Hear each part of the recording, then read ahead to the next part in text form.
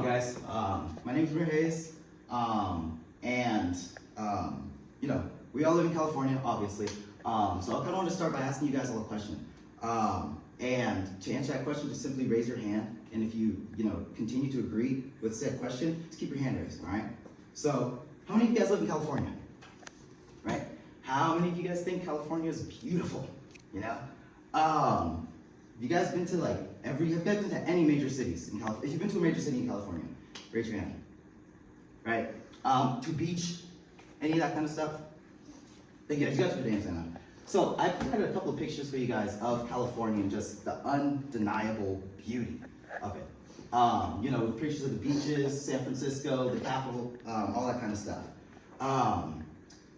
One of the problems in California that we, face and see every single day, traveling, even in our own city and in the major cities, is homelessness. And more specifically, homelessness caused by chronic drug use. It's a problem that has been around for decades, and it's something that hasn't changed. Today, I kind of want to talk about the federal decriminalization of drugs. And that's, at the federal level, meaning all 50 states. And then I want to talk about the things that states have done to fail decriminalizing drugs and what a federal mandated decriminalization would mean and do for homelessness.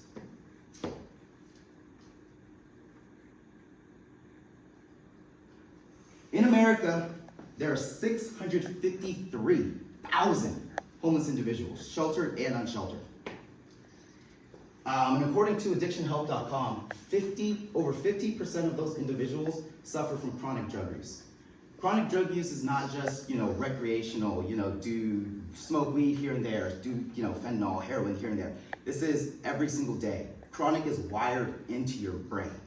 You think about it all the time. You get paid, you spend it on drugs. There's nothing that you think about that isn't associated with drug use. So of that 653,000, that would mean 317,000 of those individuals suffer from chronic drug use. 317,000. It's a huge number. To put that kind of in scale, there's 24,000 people here at Fresno State. I see a lot of people walking around, I feel like Fresno State. I don't see all of them, So that's 13 times more people here at this campus across the nation that are suffering from chronic drug use. And it's not something that can be addressed by sending these people to jail, when you catch them doing the drugs. It's not something that can be addressed by relocating these individuals. It's something that has to be addressed by going to the root of the problem, and that's the drug use. Anisha Cochran Dumas.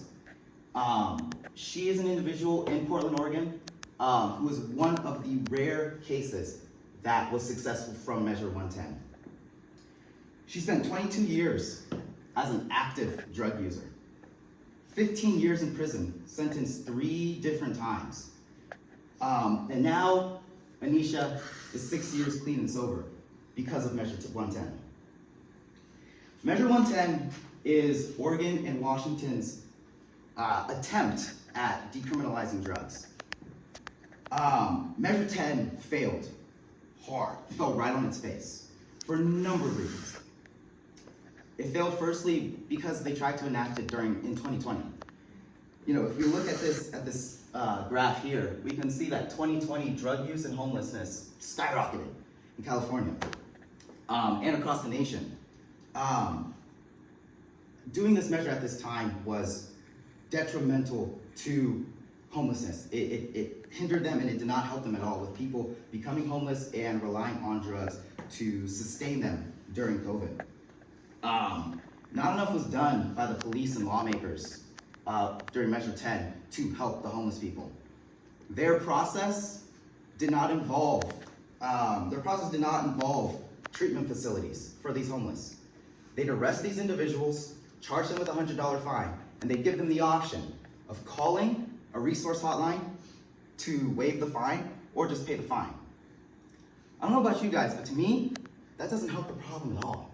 That doesn't address the homelessness, or this, it doesn't address the homelessness and the addiction. It's just putting a Band-Aid on the problem that has been around for forever. Federally mandated measures not only provide more money and resources towards specific things, but it also enacts major healthcare programs. So major healthcare programs are mandatory federal spendings that make programs more beneficial for the homeless because it's giving them more resources. With federally mandated measures, it allows treatment facilities to be built and counselors to be given to these homeless people, so you're not just sending them back onto the streets after they get caught. Measure 10 failed because it didn't have funding or resources.